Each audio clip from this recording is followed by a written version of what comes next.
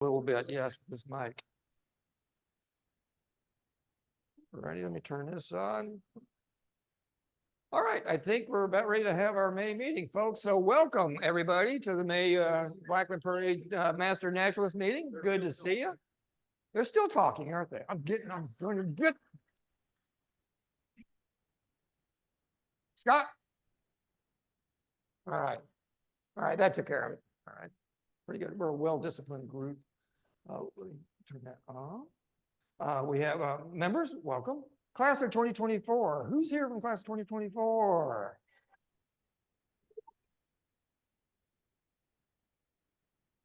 Is anything special happening this week? Maybe tomorrow? They're going to get graduated tomorrow night. So tomorrow night's graduation. Been a great, great class. And I believe you'll talk about it, Lisa. I don't want to steal your thunder. It's been a great class. Really, really good. And welcome visitors. Do we have some visitors tonight that are not in the class, but who are visitors? Hi, guys. Hey, how we doing? Good to see you. Thank you for coming out. Appreciate it. And next, I think, Lisa, do you have the mic? Because I'm going to ask you, what is this? Let me back it up because I don't want to steal the thunder. What little critter am I looking at?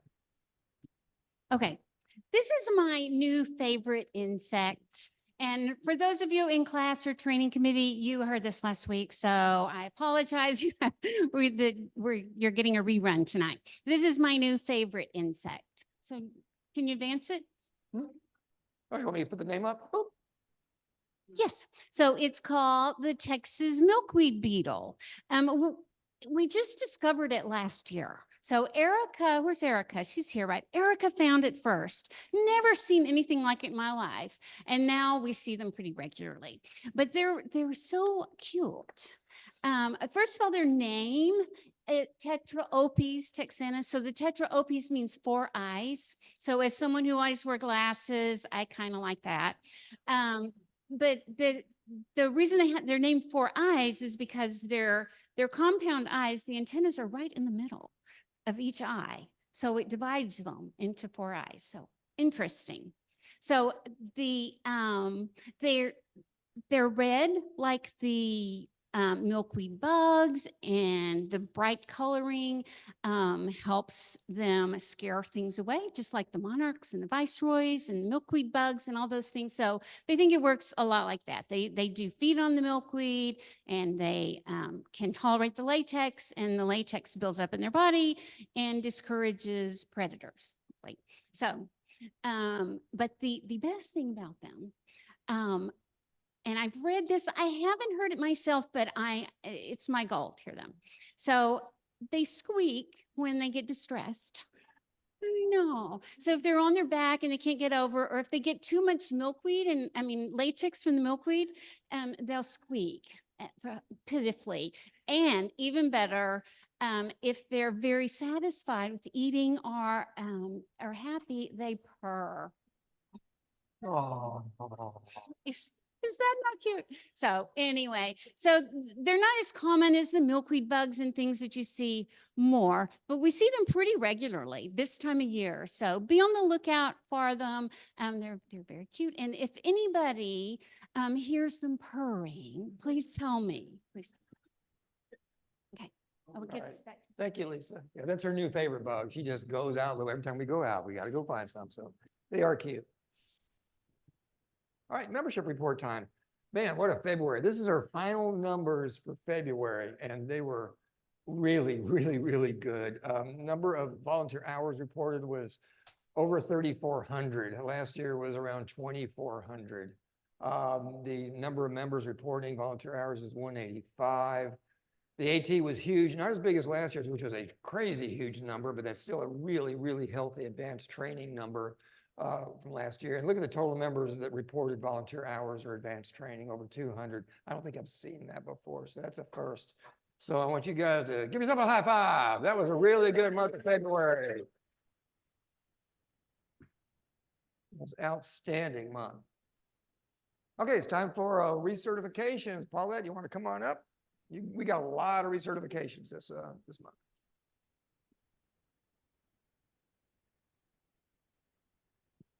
We have a lot Is it on?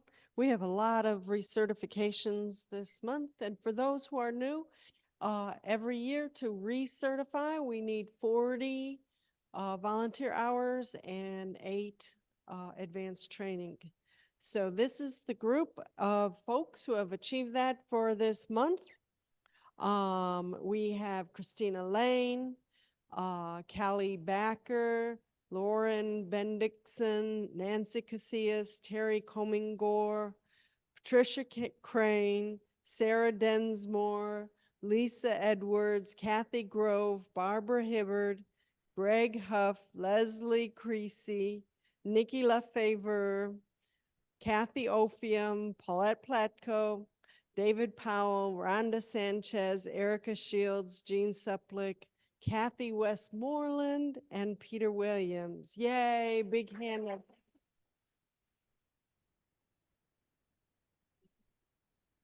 Yeah, so if you are present, come on up. If you're online, you'll have to congratulate yourself, but if you're here, please come on up.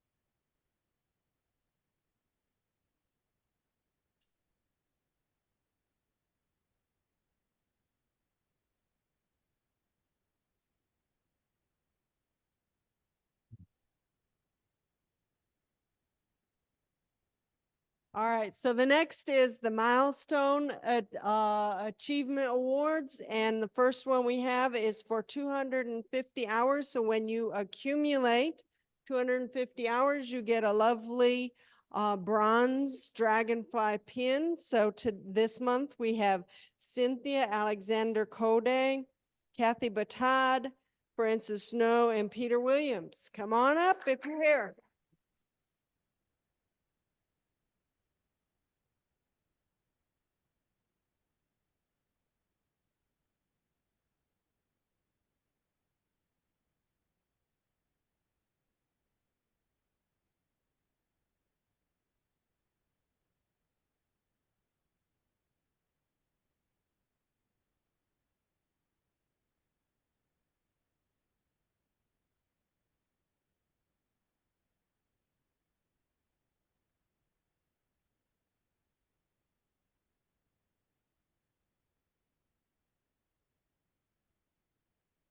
All right, and next we have the 500 hours achievement award. So you get a silver dragonfly when you have achieved accumulated 200 volunteer hours. So that's Greg Huff and Jean Higgins. Come on up.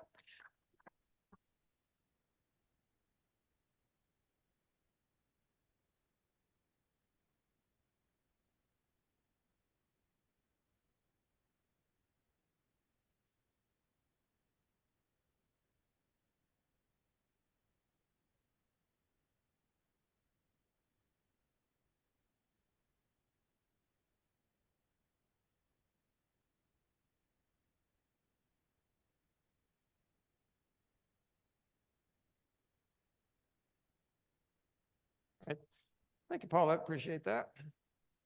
Use a pointer. Here we go. Oh, Lisa, it's your turn again. You want to give an update on the class? This is the last time you guys will be hearing from me updating the class because we've just finished our class. We have our graduation tomorrow night. It's been really a phenomenal year. I probably say this every year, but this year so phenomenal. We started with 45, all 45 have finished. Of the 45, 31 have certified. That's crazy. I know. Is that great? And 12 of them have double certified already by the end of class. So last time I checked, they had, this was this afternoon, 2,450 volunteer hours since classes started.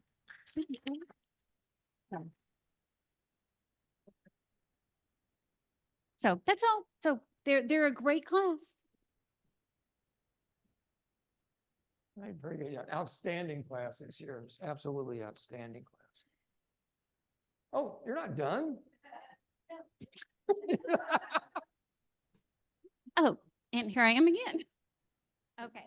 I want to thank my training committee. So we have a big training committee, but they do a lot of work. So I won't read all the names to you, but if you are here from the training committee, would you stand up? Thank you. They're mostly here. Very good.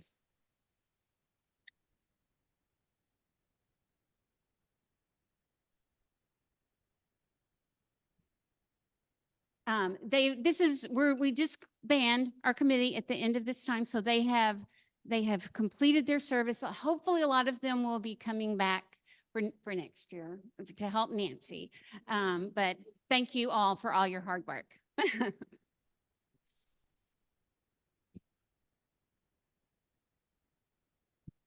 I think you are. All right. Okay, it's time for mark your calendars. I have a few things I'd like to share with you this evening. The AgriLife office, our sponsors, have a couple of things coming up they wanted us to share. There's a feral hog management workshop on May 24th. It's pretty much an all-day thing. They gave us a promo code to take $5 off of the $20 admission fee for this. So that makes it 15 bucks, and they will serve you lunch. So that's about the same as going to, you spend 15 bucks when you go to McDonald's nowadays. So that's pretty much like a free workshop with a lunch. If you want to go, use the Blacklands promo code. The QR code will take you to the admissions, or you can give them a call. Okay. So that's the Feral Hog Management Workshop. They also have, if you're a small acreage or new landowner, they're going to have a conference on May 31st out at Farmersville. And it's going to cover a whole lot of things you can see listed there. The registration deadline is coming up May 17th, and the cost is $40 per person. So if you're interested in doing that, they're going to be covering land trends, landowner 101, wildlife valuation, pest management, and a whole slew of things. So that will be on May 31st. Registration is due on May 17th. There is one more RSVP date coming up for the Climber Meadow Spring Tours. Have they had their first one yet? How was it? It should be beautiful with all the rain we've gotten. If we get any sun, it really ought to pop. We have one more coming up that you can still RSVP to, and that is the June 1st Late Spring Prairie Tour Walk. So if you're interested in going, and this is the one, Lisa, I think we're going to, right? This is one we signed up for. RSVP to Brandon Belcher, and you've got his number and his email address there on the slide, okay? Don't miss getting out to Climber, such a beautiful place. Oh, before I actually talk about an upcoming mothing event, I have to tell you a story and give somebody something. We had our Frisco mothing event this last weekend on Saturday, and about 30 minutes before the time the mothing event was supposed to start, suddenly there was a green cloud of rain, and the forecast called for a 60% chance of rain right before the event was about ready to start. And then the rain did start. We got some sprinkling, but a couple of our intrepid mothers had already set up shop out there, even though the city decided it, and they needed to go ahead and cancel it because of the rain, and there was some thunder and lightning. They stuck with it. I want to thank Crystal for sticking with them as they went out there, and in and out of some rain that came and went. A few people showed up, and we also had some of our trainees that were out there and a few other master naturalists, and they saw a few things. So I appreciate them sticking with it. So I have, for those two gentlemen, which are Randy Boys and Patrick Pilarski. Randy is here. Is Patrick here? So come up, Randy. I have something for you. This is It's a brand new certificate, the Weatherproof Award. And this award's Randy Boys, neither snow nor rain nor heat nor gloom of night stays this mother from exploring the denizens of the night. So there you go. I Thank kinda you for like sticking that, with yeah. it. All right.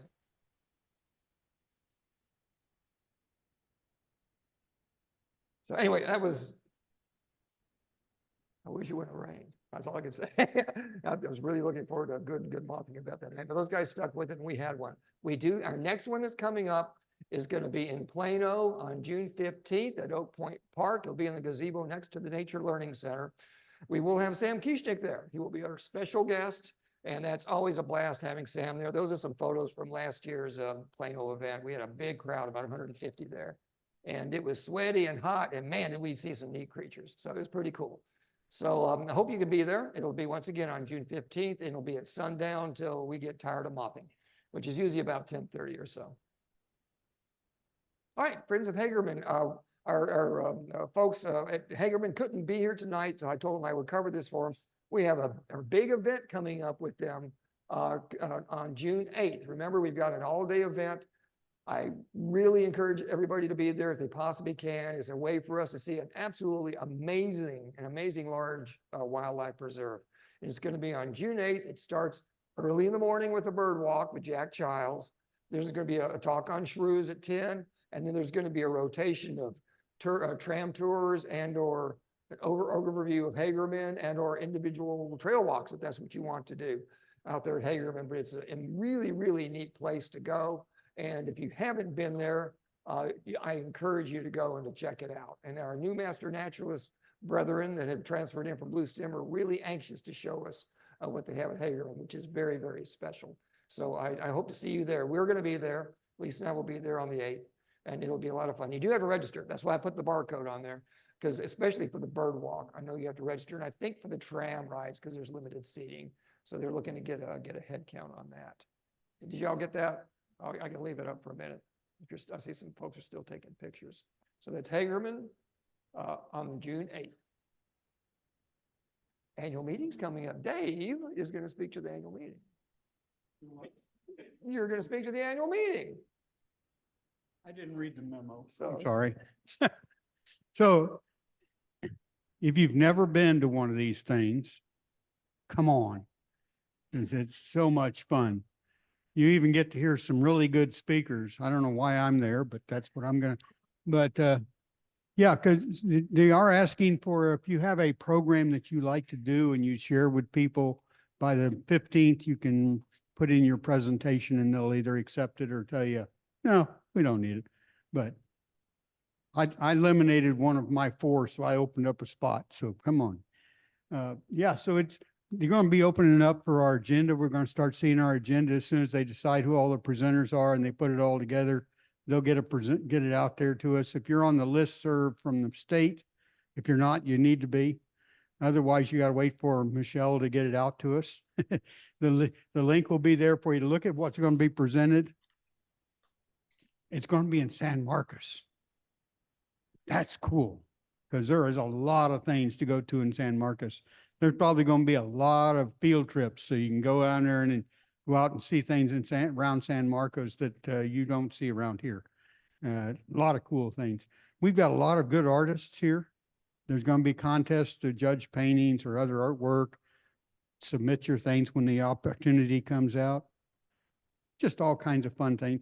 And if you want to see this individual drink one beer, that's the only time you're going to see it. So you better show up. it's your annual fair. Otherwise, I only drink one a year, and it's got to be at the conference. But come and join us, guys.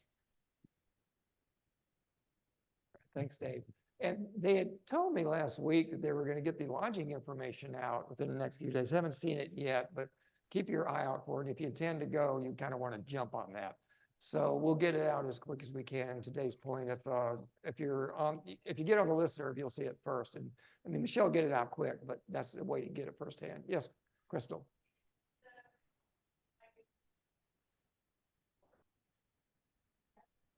Say it again. I'm sorry. Right. That's if you have they call it a proposal. You send in your proposal for my presentation. That's what they're doing. Right. The question was if a proposal is to actually be a presenter at the annual conference. And so, because most of the conference presenters are various folks from various chapters that have they're subject matter experts and they give great talks. And so, I've done a few, you usually do 3 or 4, every time, right? So. Oh, for the proposals?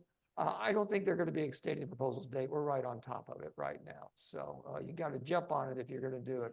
And for you artists, like Dave did mention, and the very talented people we have in this chapter, we're going to really want to encourage you to put forth your work for them. We blew them out of the water last year. We had several folks with their photography. I think we won 7 awards last year with our wildlife photography from the chapter. So, and we've got from this class, we've seen some fabulous pamphlets and brochures come out of this class that would win. So they're really, really well done. So stay tuned. We'll get you out the information as quick as we can. They are fun. For Lisa and me, this is our fall vacation. It's just so much fun. It is. Let's keep going. Okay, it's help wanted time. We have several things here, some folks that need some helps. So let's cover that. This is one I'll cover. I'm going to move this little guy up here so it's not in the way. Plano Parks is looking for guides for birding walks. Got contacted by Jason Smith, who's in charge of the outdoor education at Plano Parks, and he asked me to bring this up. And they're willing to be flexible. So if you've got good birding knowledge, Rodney, you're here. So if you've got good birding knowledge, you can pick the day. He's flexible on location. It doesn't have to be Oak Point. It doesn't have to be at a certain time. If you have something that you think would be better, or you think would be more convenient for you, they'll be flexible. Jason will work with you on this. So if you're interested in leading bird walks for the city of Plano, periodically contact Jason Smith at jasmith@plano.gov. He really is looking. I think Ernie is looking into it also. Ernie, you're here, right? Because we were talking about that earlier. So they're needing some good birding people, subject matter experts for some birding walks. Okay. Yep. There we go. There we go. Okay. Mary Abercrombie, this is you. You're up. Howdy, I've never used this mic before. If you don't know me, my name is Mary. I work for the city of McKinney. I do their environmental outreach and I partner with everyone I can on anything I can. And so the town of Prosper has a park that's coming in. So this is a real last minute project and a real last minute call for help with limited parking that Dave and I are coordinating. And I have turned into the main contact to get involved with. So please email me. We have limited parking, maybe 10 cars, but as many hands as we can get. So we encourage carpooling. This is a project between the town of Prosper, city of McKinney, Public Works and Parks and Rec. And then we're asking for master naturalists to pull plants from the site that will soon be a park. So if we get there Saturday morning and it's all silt fenced out, then the project is canceled and those plants will unfortunately be lost. So we're hoping against construction here. But essentially it's just a plant collection. So bring shovels. We'll have some shovels out there too. And then if you're not super confident in digging up native plants, because I don't do it a ton, no matter what, if we transplant them and they don't survive, if we transplant them and they survive, if they stay there, they're gonna, they won't be there anymore. So half of the site has already been graded over. And like Dave said, pictures don't do it justice. Like up there, I mean, I have a chart. We'll have a QR available that day, and it's this Saturday with the plants that are on site with photos of those plants. And I think I was only able to get like 16 or 17 variety of plants out there, and many of them are perennial. So they'll be dispersed throughout McKinney afterwards by Parks and Rec. And if volunteers want to participate in that, please do. This is as long as you're available, we'll take you this Saturday at Raymond Park in Prosper. That's what I got. Am I missing anything, Dave? No? Where's Raymond Park in Prosper? So there's Coit and First, and Dave's laughing at me because I'm directionally challenged. So there's Coit and First, and that's my hometown, so I'm terrible with roads. But there's okay, it's right there. There's a big sign that's set it for about 10 years now. And apparently council put their foot down and said, we want this park yesterday. And so I've been looking at these beautiful flowers for such a long time, not thinking this will be a park soon. And now I know it'll be a park soon. So we're hoping to rescue them. But yes, and all the details, if you send me a message, they'll go straight to me. You can also message green@mckinneytexas.org if my last name's too much. Just the color green@mckinneytexas.org. Okay. Back to Thank you, Mary. And for y'all new, like your trainees, we're in Collin County, so these kind of calls to arms happen pretty regularly with us. With the development, we try to, when we hear about a development happening, then we try to get in there and pull the genetics out of there and get them to a safe place. So if you got time, if you got Saturday to help out Mary, this is another one of those where we're just trying to rescue and save the genetics and keep them within Collin County and try to save them because they're going to get graded over. All right, Crystal, are you going to cover, you want to cover these, don't you? I've got two things for you.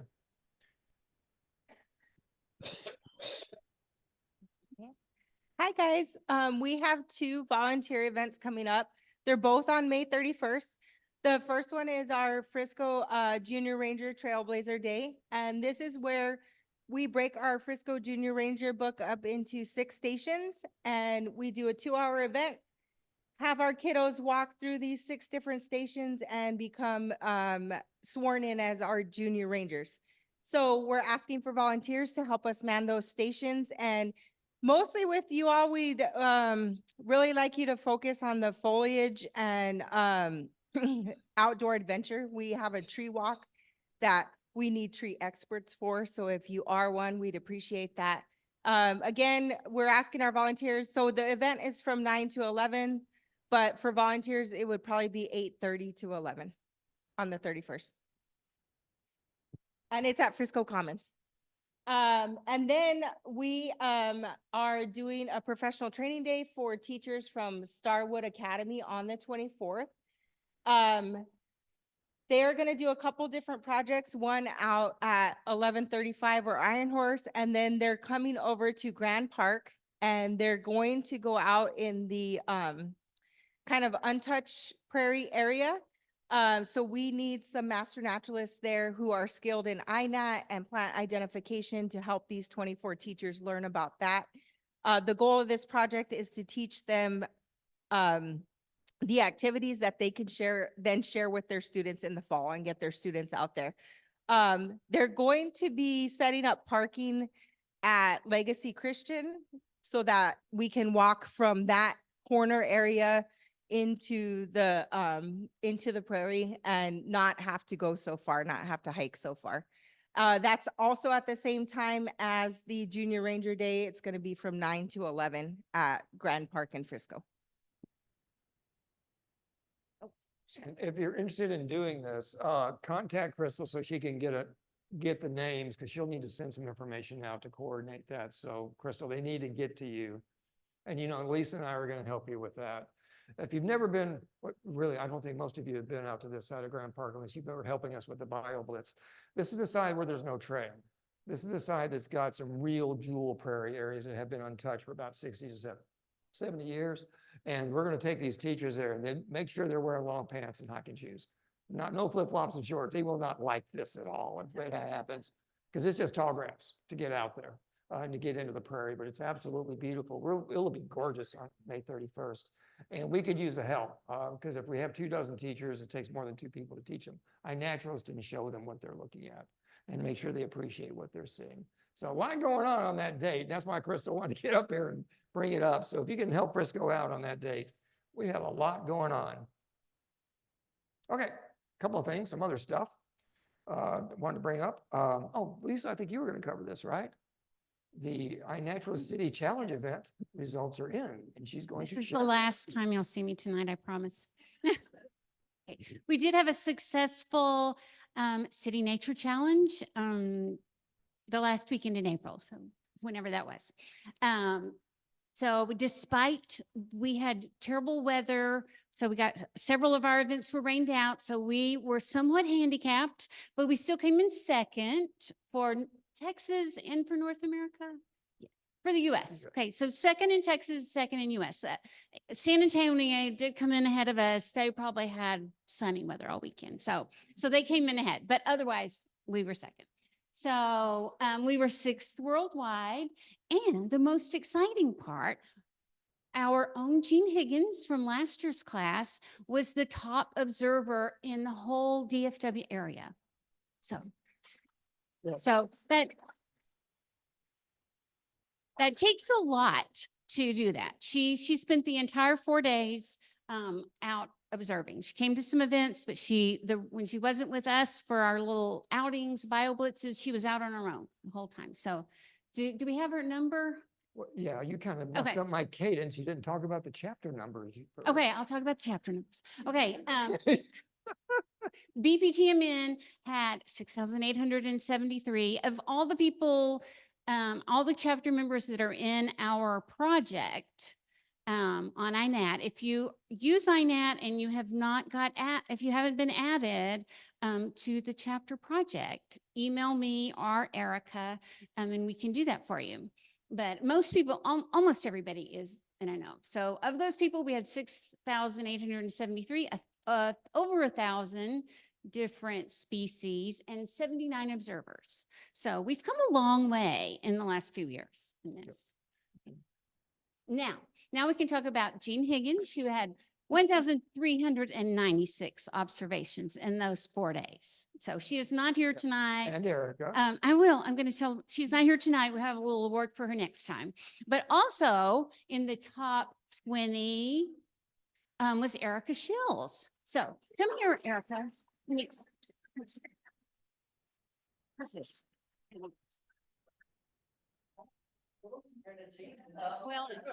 Well, she went crazy. Send Gina. So She said, we do "I got my have an ticket." iNaturalist button for you.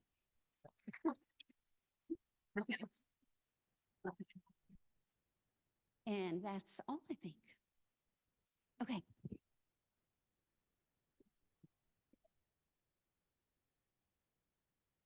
I'm finally up. Okay, great. So our spring grant project applications, we were going to wrap those up in early May, but there was a little bit of a snafu with one of our links. So to be fair and make sure that everybody gets the opportunity to apply if you have a project you want to do, we're going to extend it to the 28th. And then the grant committee will get together right after that, and we will present a slate of applications to be approved to the board in June and get those awarded out. Yes, Sam. Oh, let me get that out of the way. Oh, I'll stop talking. No. There you go. Okay, all right.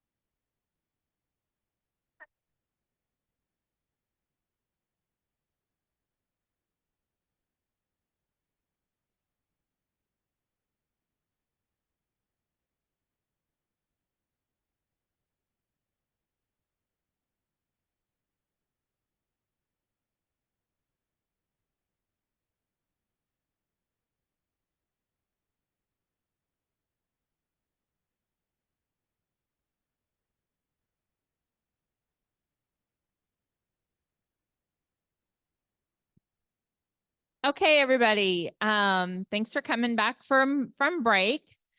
So to introduce our speaker tonight, we have Jeff Witt. He is the Natural Resources Manager for City of Frisco. Also works with us on Urban Forestry Board. So I've known him for a few years. But here are some highlights about Jeff. He's been with the city for 25 years.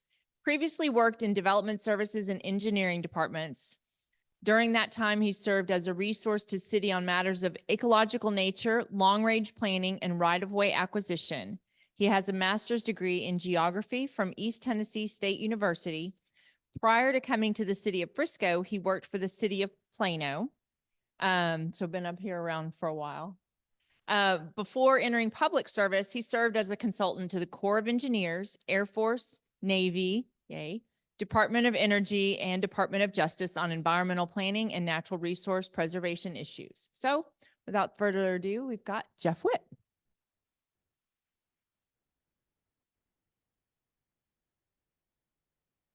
Thank you very much. Well, good evening. I appreciate your time tonight, and I really didn't have time to put together a short presentation, so I put together a long one. I'm just kidding. I'm just kidding. I didn't put the presentation together at all. Crystal and Hannah sitting in the back were so wonderful in putting this together while I did other things. And so if you like it, make sure to compliment me. I'm kidding, of course. Let's go ahead and get started. How many people have heard of the small hamlet Frisco? There you go, right? Well, most people, when they think of Frisco, they think of urban development, they think of high rises, they think of the Star, they think of a lot of urban style living. But I'm here to tell you, we have something else. Now, our city has many different natural areas, of which the Natural Resources Division takes care of those. We also have, as a part of our division, we have an education and outreach component. We have an operations component, and we couldn't do the work without partnerships with organizations like yourself and other community organizations. Okay. How many people have been to one of these trails? Excellent. I am so happy to see that. As a matter of fact, when I go out and look at these areas, I try to get out once a week and just sort of, spec out everything, see how things are going. And I meet people on the trail. I hardly ever meet a Frisco resident. It's people coming into the community. So, you could actually say there's an economic benefit to preserving nature. Now, speaking to this group is especially exciting to me because y'all probably know more than I do about the subject matter. So these right here are some of the things that you get out of being in nature. There was a study done in the 1990s that showed surgery patients in which they were placed in rooms that they looked out a window and it was a brick wall. And then they had surgery patients looking out and they looked out into a garden. There was less complications, less instances of infection, and shorter hospital stays than the ones that looked out into a garden. So it's pretty amazing what nature can do. Okay, I'm going to quickly go through these parks. Maybe give you a little factoid on this. This is Beavers Bend Park. You can see down in this quadrant right here. These are wattles. We had some erosion because we have a tremendous amount of development upstream and it scoured it out. But we're putting in wattles, and what these do is basically capture the sediment, and we're trying to rebuild that toe and go back and maybe do live staking, which is, how many people are familiar with live staking? Yes. Basically, you're taking cuttings of cottonwood or willow or false willow, and you're putting it into the sediment, and they actually root up, and we create thickets. This right here is Boyd Park. This is one of our newer parks. We actually, when you create a new park, Texas Parks and Wildlife will come in and stock it for free the first time. They used to stock every tank anytime you requested, but as you know, that got rather expensive, and they need to spend money on Texas Master Naturalists better spent, right? This is Cottonwood Creek Greenbelt. This right here is a Texas Master Naturalist letter of agreement site, one of the many. I'll have those listed throughout. We do have fishing platforms in here. You'll hear me say that a lot. We have done a special effort on getting our fisheries more healthy. We have partnered with Texas Parks and Wildlife in doing fish surveys. And hopefully I have Freedom Meadow Warren Sports Complex. Gosh, I love it when something comes together. We actually do fish surveys at Vile Lake, which is in the Warren Sports Complex. And we survey the types of fish, sizes, general health, and everything else that we can think of. We have a longitudinal study that's been going on for 3 years. We're going to complete it in 5. But we have a very healthy largemouth bass population. Once again, you know, the economics of that, people come in and fish this lake from all across the region. It's beautiful. Also, to get kids involved in nature, we have a trick or trout event in February, which Crystal plays a vital role in. And we released 4,500 trout this year. And we don't find dead trout. I mean, it's not that the kids are catching them all or residents are catching them all. These bass are so big that they're taking 9 and 12-inch trout. Yeah. We actually pulled a 22-inch bass out of Vile Lake. Okay, Frisco Commons Park. This is something that is, I have witnessed what Texas Master Naturalists can do for a prairie. This area was, I would say, marginal before they started working on it. It is now a showpiece. It is absolutely beautiful. If you haven't had an opportunity to go out there and visit it, please do. If you want to come out and help, please do. But it is a very, very biodiverse area.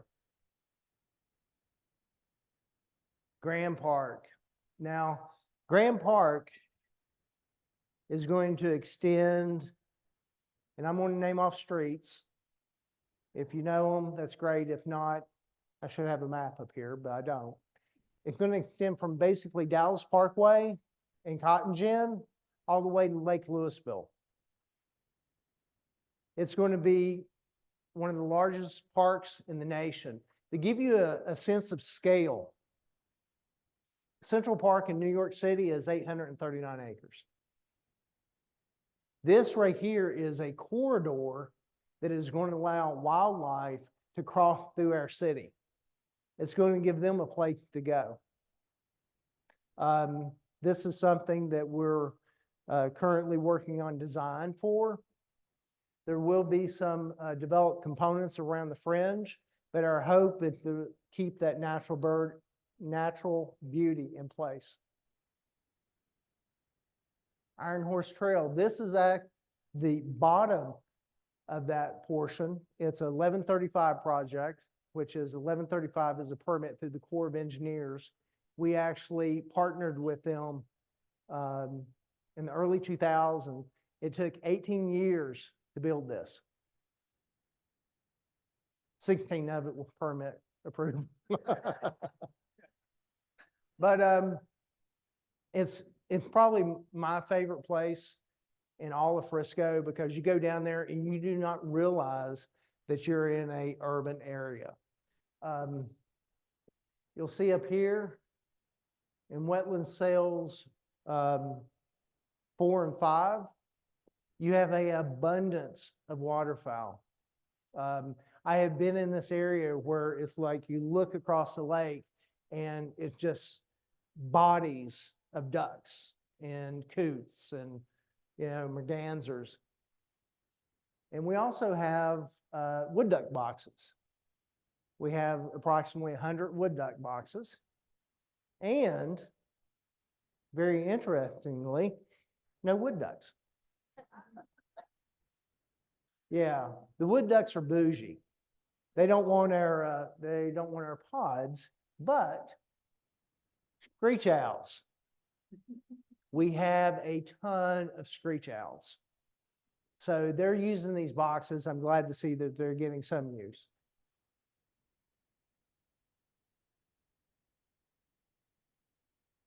Okay, J.C. Grant Park. This is a beautiful little trail that winds its way through Chapel Creek subdivision. It is just a nice, easy walk. We have parks like this for accessibility because nature should be available to everyone. Limestone Quarry, Tejas Trail. This is in the southeast portion of the city. And what is interesting about this, you'll see all the limestone. With all the rain we got, this water still flows clear. It is beautiful. And this is the location of the old Frisco swimming hole. Yeah. I actually had a lady contact me asking if she could take her kids down there and swim. And I go, why not? You know, it was good enough for the rest of us. Northwest Community Park. This right here, I'm really excited about. This is a area that is just south of the PGA.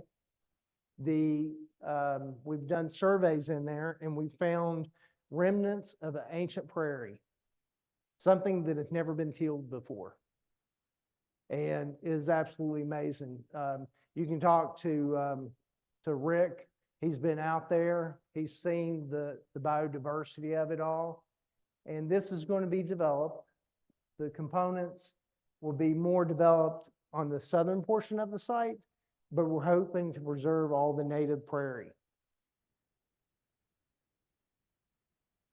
Hill Pond. This was developed as a regional detention area, but it is turned into a wildlife area. It is absolutely beautiful. If you love watching waterfowl, this is the place to be. We have, it didn't show, but we have a fountain that I've actually seen geese nest on. So, okay. NRD operations. As natural areas in an urban setting do require a little bit of love because they have been disturbed either through the plow or through the bulldozer. So this is the portion of the team that goes out and actually does the work. They clean the wood duck boxes. They do seeding. This right here, I thought the guy was going to get workers' comp when he came off the ladder, when that screech owl came at him. This right here, you'll see, this was at Grand Park. It was sort of a interesting thing. Michelle's staff, the marketing group, thought it'd be really cool if we had animals gathered around a Christmas tree. So we put a Christmas tree out there and put, lights on it and everything. And we got a lot of people. Got a lot of people. So, and right up here talking about, oops, let me go back. Talking about fisheries, we have a FAC pond that we actually surveyed and surprisingly had a tremendous amount of bass in. So what we did is we needed more structure. So this is called a mossy back tree. And all it is PVC that is going out at different angles. And it actually creates structure for vegetation and everything else to accumulate on so the bass have habitat because they're ambush hunters. They lay in wait, they go out, they get the smaller fish.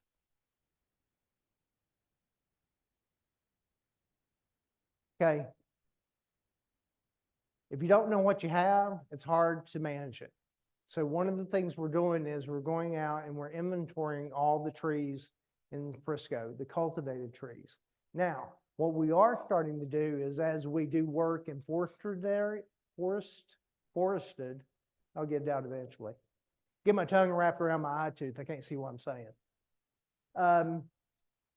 But we're also inventorying those trees so that we have a broad spectrum in which we can make intelligent decisions. You'll see, probably hard to read, but you have live oak and red oak. We are oaked up to our necks. We got a lot of oaks. So we're trying to get people away from planting oaks. We are going away from planting oaks, and we're starting to go to more native trees, even edge trees and stuff like that, and ornamentals. How many people have witnessed a prescribed burn? Excellent, excellent. That's one of the things that we do that was for a municipality. It was sort of a hard sell, but you know, through all these benefits, we convinced the city and the fire department that this was a good idea. And also, they thought it was a good idea because they can get their training in on it. So we said, okay, y'all take point, because nobody's going to come out against a fireman, right? So we had a burn. We've had several burns, but this one is in 2019. It was at Freedom Meadow. And it was a, any of y'all remember Chase? Yeah, right there's Chase. Is that Chase? Yeah, that's Chase. I think so. Young kid. Very smart. Highly intelligent. But this was the meadow before. This is the meadow after. Now you see that it's not a complete burn, but that doesn't necessarily, it's not necessarily a problem. Because in the following spring, this is what we had. Beautiful. Little killdeer up there. Getting ready to stick out his wing and run away like it's broken. And this is another picture of my operations staff and what they do. This is that Monarch View, which is one of the other areas that the Texas Master Naturalists help us take care of. This is at Grand Park. Anybody can identify this? That's Walnut. Yeah, Walnut the squirrel. He's their mascot. And then also we have a living legacy tree in which we do memorial trees. Okay, education and outreach. These people are the unsung heroes of our division. They're working nights, they're working weekends, they're working several events at a time. As you can see, some of the stuff that they're asking for help for, they do a tremendous job. Here are some of the things that they do. And besides helping out their boss putting PowerPoints together, they managed to do a lot more than that. So we have you know, several groups of volunteers that come out and help us. This is actually a community garden called The Harvest, in which residents can rent boxes and, you know, raise their own healthy food. You have, I can't even see. Okay, this is at the Discovery Center. There's a demonstration garden there to show people the benefits of native plants. And then this is, y'all probably recognize him, Grayson. Grayson leading a tree walk and doing what he does best. And something else here. How many people have made seed balls? Excellent. I'm loving this group, man. You're my tribe. You're definitely my tribe. What we're learning every time we do an event. For instance, this right here is a clay mixture that we're making seed balls. Well, we determined that if we use a matrix of clay and other organic material, that we actually got germination prior to the balls being placed. So that was pretty amazing. But hang on, there's more amazing stuff coming.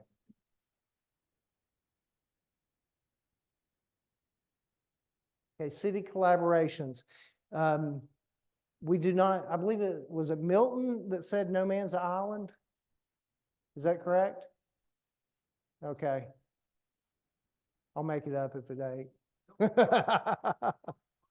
Yeah, exactly. We work in conjunction with other city departments. Stormwater does a tremendous amount of work. This right here is called a leveler, but our stormwater group has called it a beaver deceiver. Because what we do is if you destroy a beaver dam, what do? They rebuild it. So what we've done is we take out a small section, put a pipe in, put the cage around it, allow the water to flow through under the surface so they're not driven crazy by that rushing sound of water. And we can lower the upper end of the pond and everything and alleviate flooding while the beavers get to do what beavers do best. We had events like Clean It and Green It. This right here is the North Texas Anaconda. Now, this is what we call a water goat. And our stormwater group is amazingly inventive. They went and got old buoys from swimming pools and repurposed those to collect trash when it flows downstream. And also it's on poles so it rises up and catches more. Yes, ma'am. We do not have cameras. Oh, does the water goat affect wildlife? Not to this point.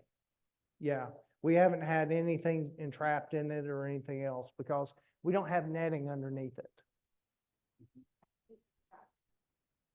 Pardon? It's wrapped in the netting then? Sorry, No, Rick. that's just floats. Oh, okay. That just floats. Okay. There's nothing underneath it. So helps us to capture trash before it gets into Lake Louisville.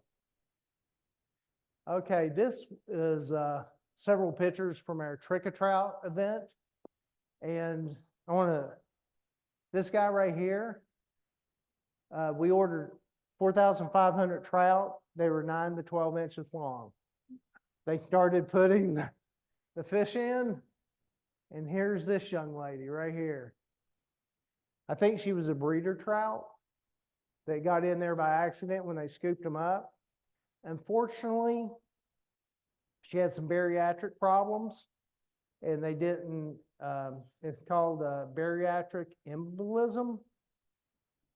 And there's actually a way that you can, I'm getting off subject here, but there's a way that you can burp them, I found out, and help out with that.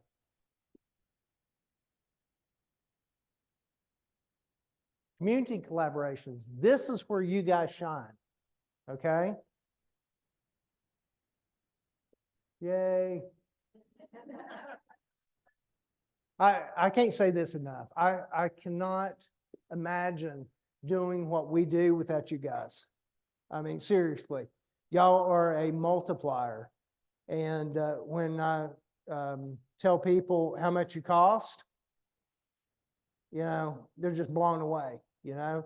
I know that Rick did a tree survey for Grand Park that I would easily have paid 6 figures for. And he did it for free. Good job.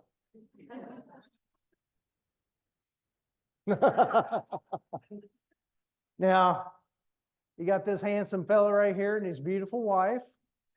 They're always out there in their natural areas. Sincerely appreciate it. Texas Parks and Wildlife, couldn't do a lot without them. Frisco Garden Club helps us out tremendously in our areas within the city. And then the Urban Forestry Board which is a city council appointed board, does a tremendous job as far as their forestry aspects. Oops. And then community partnerships. Okay, this is what's going to blow your socks off, guys. So get ready, okay? Okay, what we found in talking with experts in the field, you know, we were, for prairie restoration, I have an area, is actually, I mentioned it earlier, it was called Monarch View.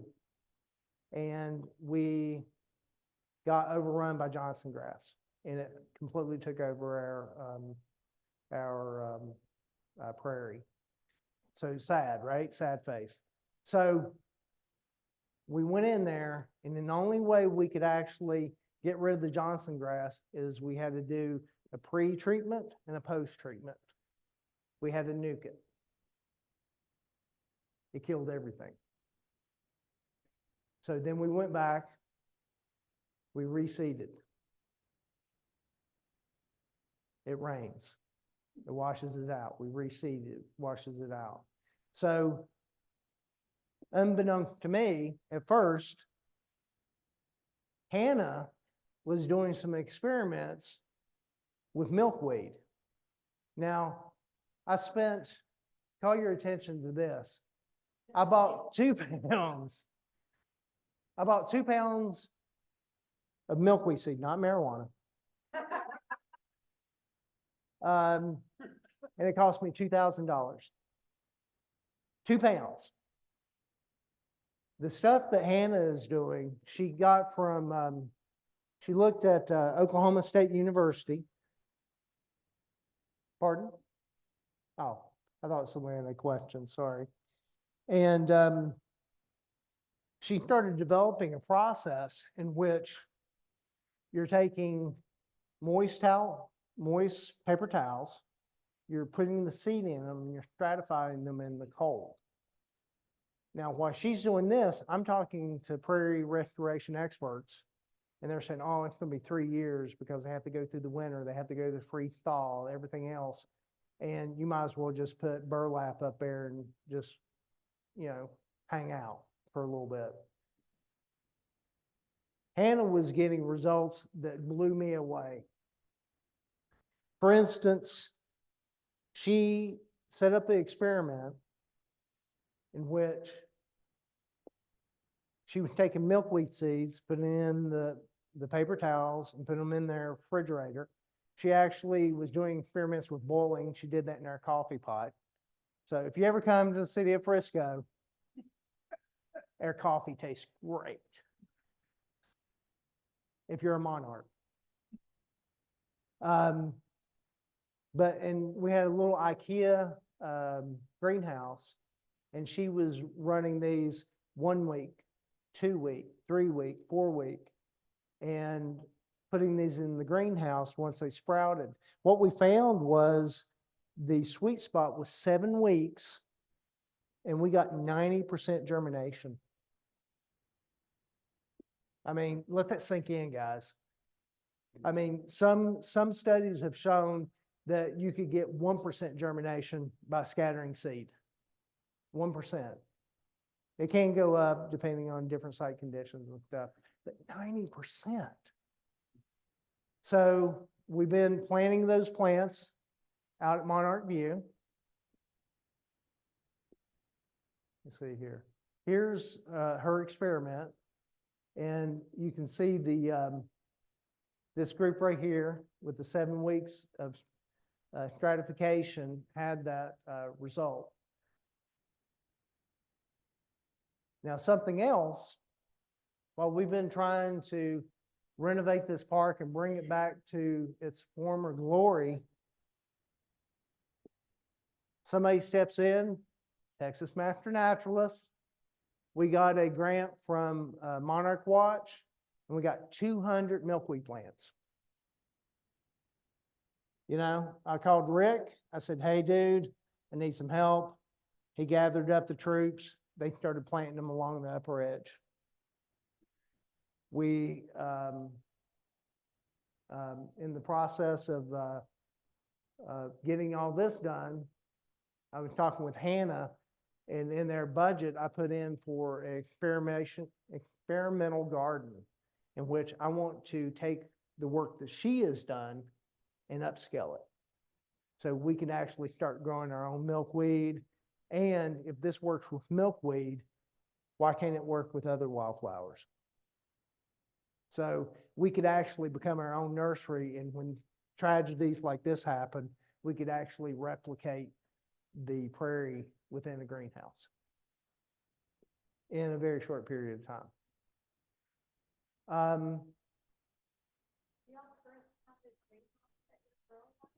No, that's the experimental garden, what I want. The greenhouse is out there right now. It's about this big. You know, everything starts small, right? You know, we're growing our greenhouse.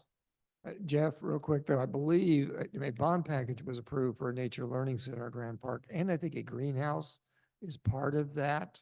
So eventually be. a Grand Park, it's a possibility. It is a possibility. But once again, that right there will depend on the design, which hasn't taken place yet.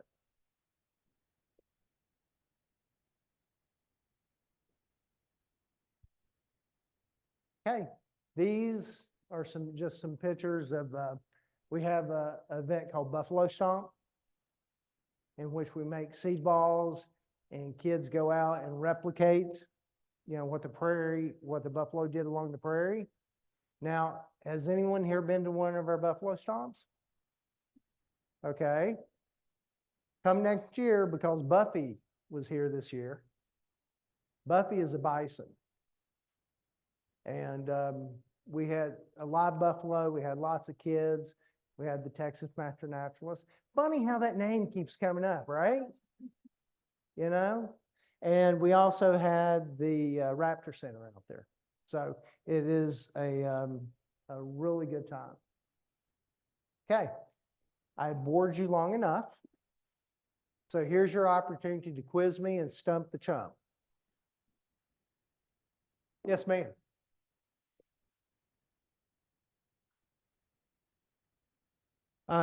LOA is letter of agreement, and it's basically a document that the city signed and the Texas Master Naturalist signed with approval from Austin, that basically allows them to do work in certain parks of ours.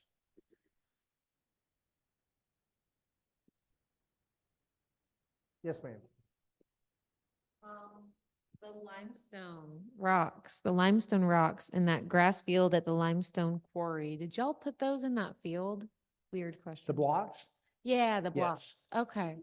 we Cool. put those, yeah. I'm just curious. It would have been cool if they had shown up that way. Yeah, exactly, exactly. Y'all gonna let me get off easy? Well, yes. I'll ask a hard question. How do you handle invasive plants in your native prairies? That's a very good question. I call the Texas Master Naturalist. No, I'm kidding. I'm kidding. What we try to do, we have my operations staff is about 12 guys, 3 of which are forestry. So what we try to do is in the off season, when we're not working in other parks, we try hand pulls, which is not very effective. We do use chemicals, you know, as far as spraying, but sometimes that backfires on us. I have been looking into the concept of swiping. Are y'all familiar with that? Trying to do that. And then also we have been planting the hell out of native plants. We've been buying plants and putting them in these areas that get started, you know, we got to a point this year saying, okay, seed ain't gonna cut it. So I just took my botanical budget and started spending it on plants and trying to crowd out the invasives. Now, you said plants. We also have invasive animals. We have nutria at Beaver's Bend. So that's a concern. However, in an urban environment, sometimes it's better just to repair the damage than risk the public relation nightmare of dealing with invasive animals. And they're cute. Yeah, so. Big rats.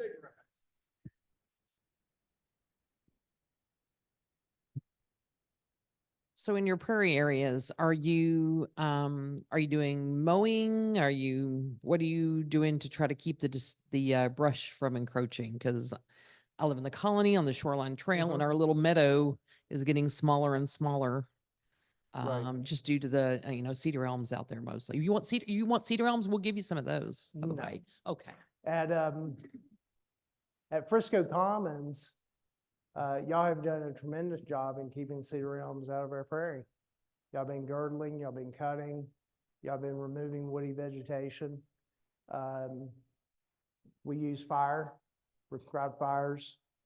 Our forestry team will periodically go in and cut, trees and stuff like that. Matter of fact, there was a subdivision that called me out to take a look at what they call a weedy mess in a bramble. And I walked out and I was going, oh, this is gorgeous. I said, y'all need to preserve this.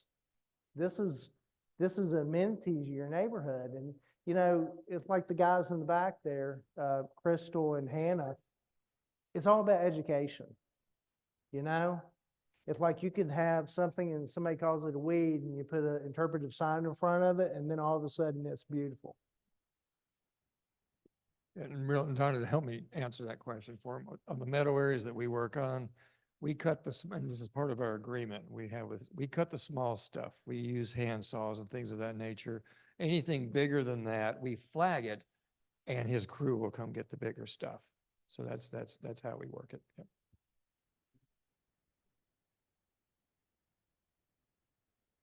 So this might be a hard question. I understand that most cities do natural resources out of their public works. Frisco maintains theirs out of parks. Are you aware of the process that it took to convince the powers that be to take that very smart route, if that makes sense? Well, we have a very innovative director that has been with the city for about 7 years. And of that 7 years, she fought for 2 years to get a natural resources division because she had stated that if we don't protect these areas now, we're never going to get them back.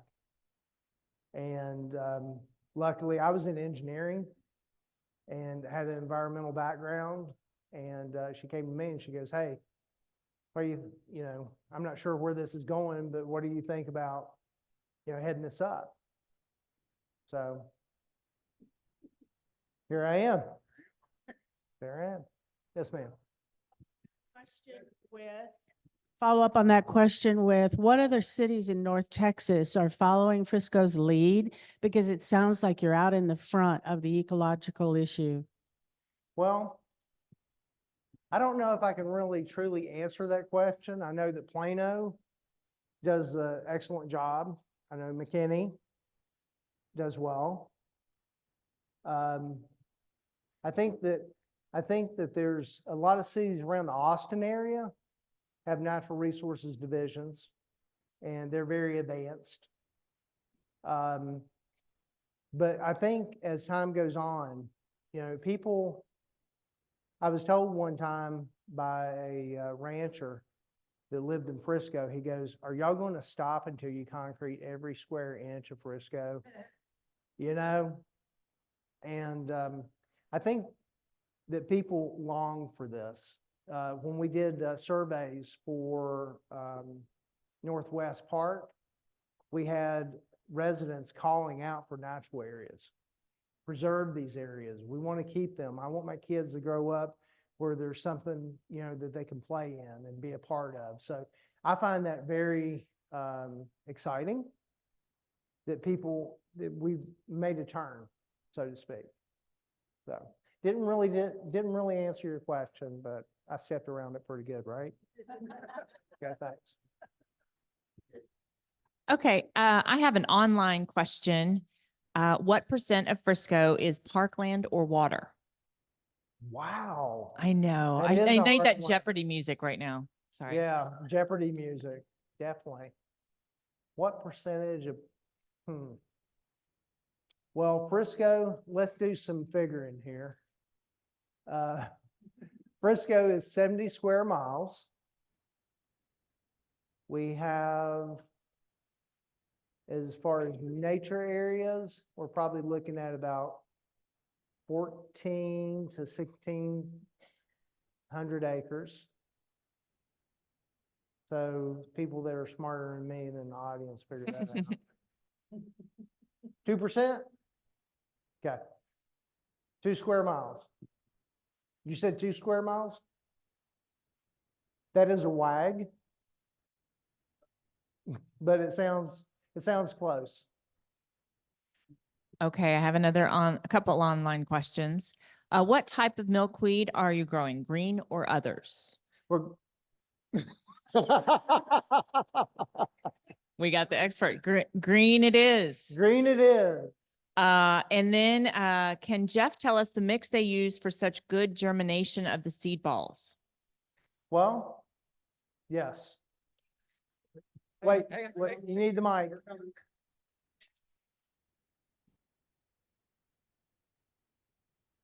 So for our seed balls, we've been using clay from a site called seedballs.com. And we use a mixture of clay, soil, and seed. So it's 3-2-1 mixture when we do our seed balls. However, we did buy a matrix from them that's already pre-made. It's clay and soil and I think compost all together in one. And we had it kind of on our shelf for a year or so. We pulled it out at our Earth Day event, which was just a month ago. And that was an event for our Parks and Rec department. And we had the guys make seed balls out of that matrix because we were out of clay. We'd been doing so many events, we literally ran out of clay. They used that matrix, and before it even dried, before I could put it in the bin that we've been storing it in, because we've learned a lot of lessons through seed ball making.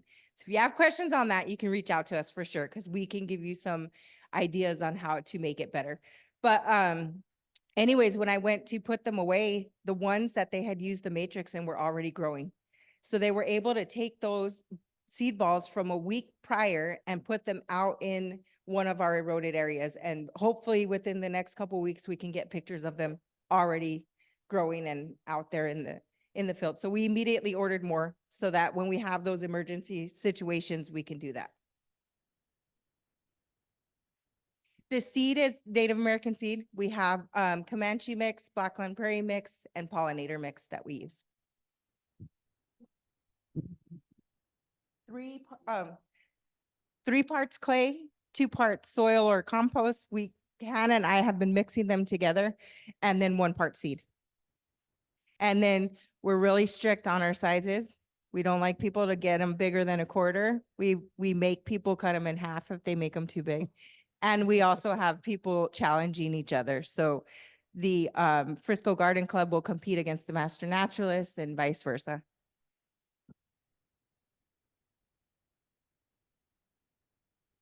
Do you have to do your own communication plan for coyotes or other animals that create PR issues?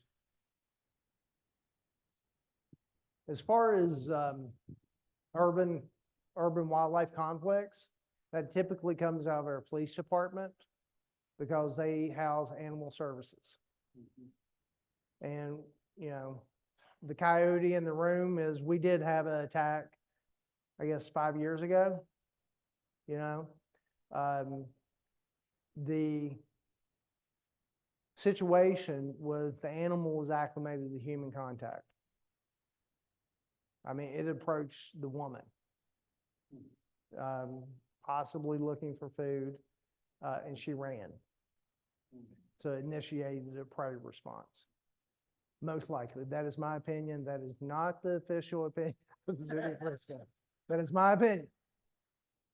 Yes, ma'am. The Coyote Project came out and spoke about that once, and they stated in in their results, like from studying that, the Coyote Project came out and talked about that once, and they stated that that's what they discovered is that coyote was regularly being fed. Do you work with the Coyote Project much since that was, I have not. okay. I have not. Cool. I would like to. They talked about y'all.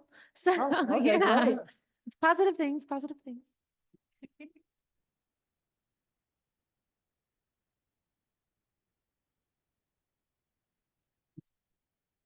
So every day I drive past the Toyota Corporation over there and I see all their natural, like native plants and wildflowers and everything.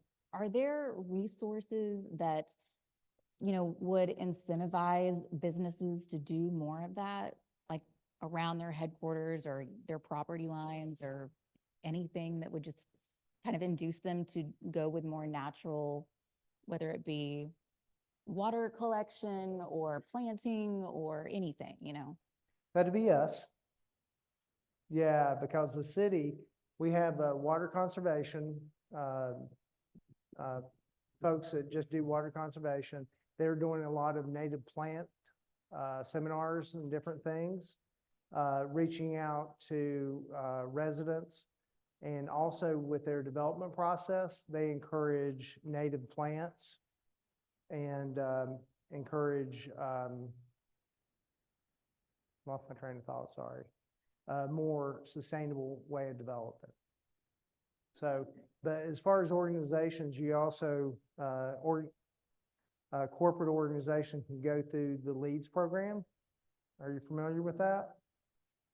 And also there's is it Water Smart through the EPA?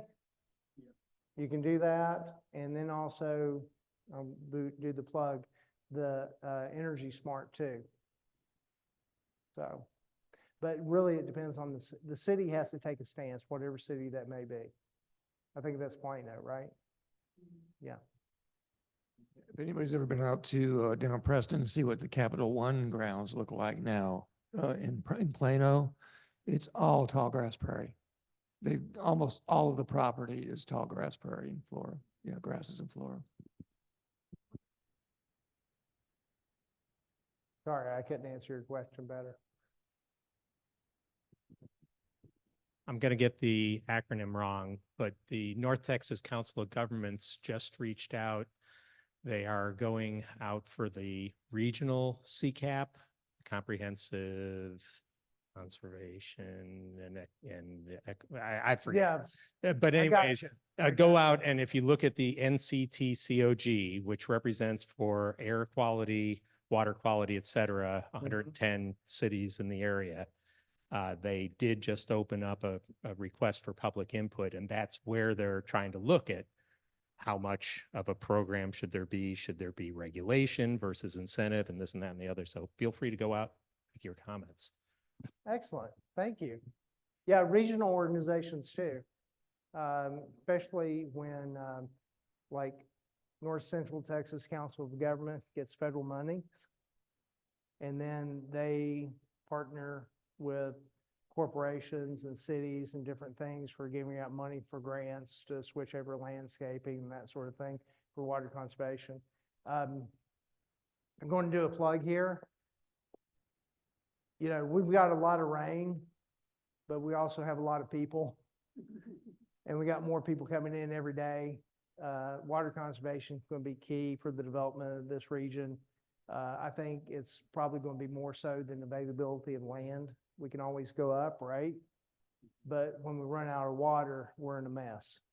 So water conservation is absolutely imperative that we start looking at does anyone know what the #1 user of water is in North Texas? Yes. You're putting water on something you can't eat. And as you can see, I like to eat. But I mean, yeah, we're putting water on grass. It makes no sense. Any other questions for Jeff? Well, if not, let's give him a hand. Thank you, Jeff.